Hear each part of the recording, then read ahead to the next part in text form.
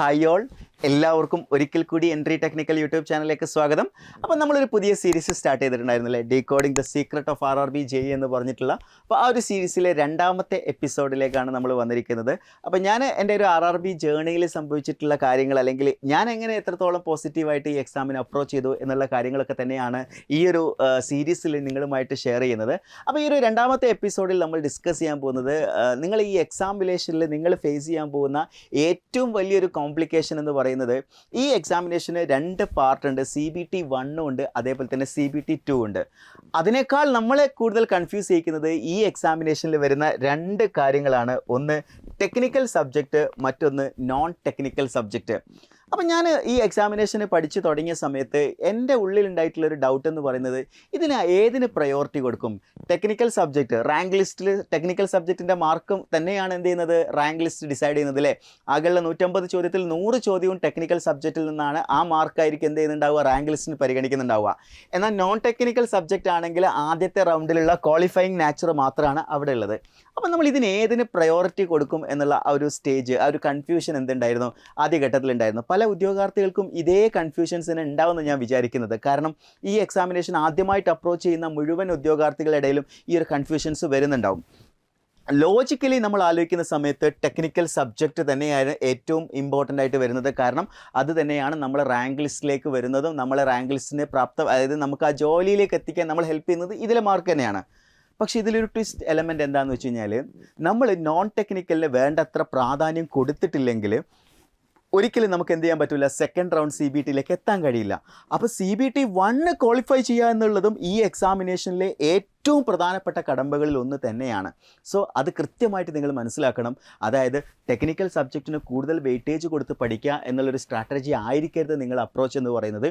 Non technical സബ്ജക്റ്റിനും equal weightage ഇതിനെ നിങ്ങൾ കൊടുക്കേണ്ടതായിട്ടുണ്ട്. കാരണം ഞാൻ നിങ്ങളുടെ അടുത്ത് പറയാൻ കാരണം എന്താണെന്ന് വെച്ച് കഴിഞ്ഞാൽ, എൻ്റെ ഒരു സുഹൃത്ത്, അതായത് ഗേറ്റ് എക്സാമിനേഷനൊക്കെ പ്രിപ്പയർ ചെയ്തിട്ടുള്ള, നന്നായിട്ട് ടെക്നിക്കൽ സബ്ജക്റ്റ് ഹാൻഡിൽ ചെയ്യാൻ പറ്റിയ എൻ്റെ ഒരു സുഹൃത്ത്, എനിക്ക് ഉറപ്പായിരുന്നു ആൾ സെക്കൻഡ് റൗണ്ട് CBTയിൽ എത്തിയിട്ടുണ്ടെങ്കിൽ ഏറ്റവും ഹയസ്റ്റ് ആയിട്ടുള്ള മാർക്കിൽ ഒന്ന് ആൾ സ്കോർ ചെയ്യുന്നുള്ള കാര്യം. കാരണം എനിക്ക് എന്തെങ്കിലും ഡൗട്ട്സ് ഒക്കെ ഉണ്ടെങ്കിൽ ഞാൻ റെഫർ ചെയ്യാറുള്ള ഒരാളായിരുന്നു. പക്ഷേ എന്താ സംഭവിച്ചതെന്ന് വെച്ച് കഴിഞ്ഞാൽ, RRB JEEയുടെ ടയർ 1 എക്സാമിനേഷൻ നടന്ന സമയത്ത് അദ്ദേഹം CBT 1 എന്താകുകയാണ്, ഫെയിലാവുകയാണ്. അതിനൊരു കാരണം ടെക്നിക്കൽ സബ്ജക്റ്റിൽ അദ്ദേഹത്തിന് നല്ല കോൺഫിഡൻസ് ഉണ്ടായിരുന്നു. നോൺ ടെക്നിക്കൽ ജസ്റ്റ് ഒരു ക്വാളിഫയിങ് നാച്ചർ ആയതുകൊണ്ട് ആ ഒരു രീതിയിലാണ് അദ്ദേഹം പഠിച്ചിട്ടുണ്ടായിരുന്നത്. സോ ആ ഒരു വ്യത്യാസം എന്ന് പറയുന്നത്, നമ്മൾ ഒരു സബ്ജക്റ്റിനെ വില കുറച്ച് കാണുക എന്ന് പറഞ്ഞു കഴിഞ്ഞാൽ നമ്മൾ ആ എക്സാമിനേഷനിൽ പിന്നോട്ട് പോകുന്നു എന്നുള്ളത് തന്നെയാണ്. സോ നോൺ ടെക്നിക്കൽ സബ്ജക്റ്റിന് നിങ്ങൾ ഈക്വൽ വെയിറ്റേജ് തന്നെ കൊടുക്കണം എന്നുള്ളതാണ് ഈ ഒരു സമയത്ത് എനിക്ക് നിങ്ങളോട് പറയാനുള്ളത്. അതായത് ടെക്നിക്കൽ സബ്ജക്റ്റിന് നിങ്ങൾ എത്രത്തോളം വെയിറ്റേജ് കൊടുക്കുന്നു, അതേ വെയിറ്റേജ് തന്നെ നിങ്ങൾ എന്തിനും കൊടുക്കുക, നോൺ ടെക്നിക്കൽ സബ്ജക്റ്റിനും കൊടുത്തേ മതിയാവുള്ളൂ. പിന്നീട് CBT 1 എക്സാം കഴിഞ്ഞ ശേഷം നിങ്ങൾക്ക് കംപ്ലീറ്റ് ആയിട്ട് ടെക്നിക്കലിലേക്ക് തിരികെയും ചെയ്യാം. സോ അതായിരിക്കണം നമ്മുടെ സ്ട്രാറ്റജി. ഒരിക്കലും ഇതിൽ ഒരാൾ മുന്തിയ ഒരാൾ പ്രയോറിറ്റി കൂടുതൽ, ഒരാൾ പ്രയോറിറ്റി കുറവുള്ള ആളും അല്ല കേട്ടോ. സോ ആ ഒരു ധാരണ നമ്മൾ പൊളിച്ച് എഴുതേണ്ട ഒരു സമയം കൂടിയാണ്. നിങ്ങൾ ഈ രണ്ട് സബ്ജക്റ്റിനും ഈക്വൽ വെയിറ്റേജ് തന്നെ കൊടുക്കണം. സോ ഇതിൽ എന്തെങ്കിലും ആർക്കെങ്കിലും കൺഫ്യൂഷൻസ് ഉണ്ടെങ്കിൽ, അതായത് ഞാൻ ഈ എക്സാമിനേഷനിൽ നിങ്ങൾ വരെ ഫേസ് ചെയ്യാൻ സാധ്യതയുള്ള ഓരോരോ ക്വസ്റ്റ്യൻസുകളും ഓരോരോ ഡൗട്ട്സുകളുമാണ് ഞാൻ നിങ്ങളുമായിട്ട് ഡിസ്കസ് ചെയ്യുന്നത്. പിന്നീട് ഉണ്ടാവാൻ സാധ്യതയുള്ള മറ്റൊരു കാര്യമാണ്, ഈ നോൺ ടെക്നിക്കൽ സബ്ജക്റ്റുകൾ പഠിച്ചു തുടങ്ങുന്ന സമയത്ത് തീർച്ചയായിട്ടും നിങ്ങൾ പഠിക്കാനുള്ള ആ ഒരു ആവേശത്തിന് പുറത്ത് പഠിച്ചു തുടങ്ങും. അതിലുള്ള ക്വാണ്ടിറ്റേറ്റീവ് ആപ്റ്റിറ്റ്യൂഡും റീസണിങ്ങും ഒക്കെ ചെയ്ത് തുടങ്ങുന്ന സമയത്ത് നമ്മൾ ഒരുപാട് സ്ട്രഗിൾ ചെയ്യുന്നുണ്ടാവും. കാരണം ഇതൊന്നും നമ്മൾ എന്ത് ചെയ്തിട്ടില്ല, ബിടെക്കിനൊന്നും പഠിച്ചിട്ടില്ല. പക്ഷേ അത്തരം ആപ്റ്റിറ്റ്യൂഡ് ക്വസ്റ്റ്യൻസുകൾ ചെയ്യുന്ന സമയത്ത് നമ്മൾ സ്ട്രഗിൾ ചെയ്യുന്നുണ്ടാവും.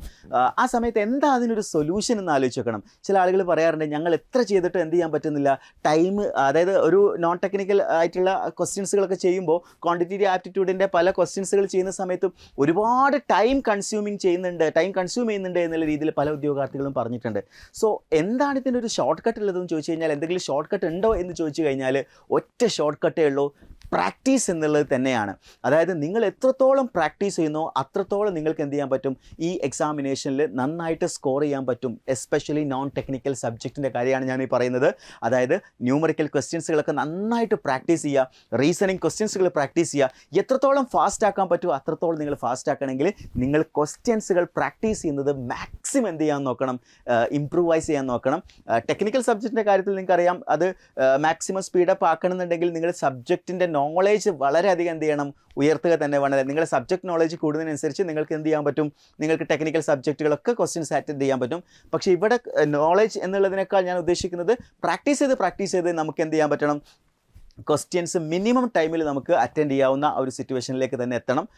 ഇതിൽ മറ്റൊരു പ്രധാനപ്പെട്ട കാര്യം എനിക്ക് നിങ്ങളെടുത്ത് ഡിസ്കസ് ചെയ്യാനുള്ളത്, ഇത്തവണ കഴിഞ്ഞ പ്രാവശ്യം വന്ന 13,000 എന്ന് പറയുന്ന വേക്കൻസിയോൾ എന്ത് ചെയ്യില്ല, ഇത്തവണ വരാൻ പോകുന്നില്ല. അത് നിങ്ങൾക്ക് എല്ലാവർക്കും അറിയാം. കാരണം എന്താണെന്ന് വെച്ച് കഴിഞ്ഞാൽ കഴിഞ്ഞ പ്രാവശ്യം RRB JE എക്സാം നടന്നപ്പോൾ 4 വർഷത്തോളമുള്ള വേക്കൻസികൾ അവരെന്ത് ചെയ്തിട്ടുണ്ട്, ആഡപ്പ് ചെയ്തിട്ടാണ് ആ ഒരു വേക്കൻസിയിലേക്ക് എത്തിയത്.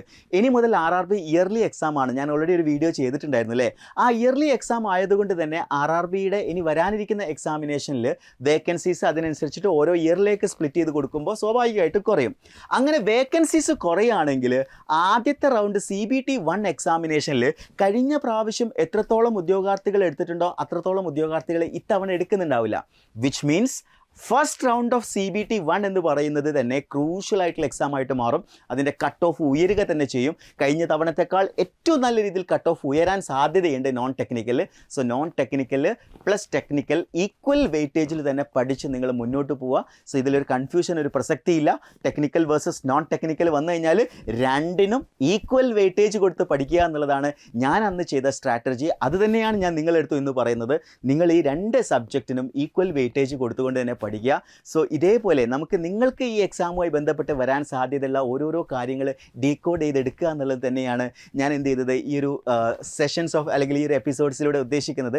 നിങ്ങൾക്ക് എന്തെങ്കിലും കാര്യങ്ങളെക്കുറിച്ച് ഒരു എപ്പിസോഡ് അഡീഷണൽ ആയിട്ട് ചെയ്യണമെന്ന് നിങ്ങൾക്ക് തോന്നുന്നുണ്ടെങ്കിൽ അത്തരം കാര്യങ്ങൾ വീഡിയോൻ്റെ താഴെ ഒന്ന് കമൻറ്റ് ചെയ്യുക, നമുക്ക് അതിനെക്കുറിച്ച് ഡിസ്കസ് ചെയ്യാം.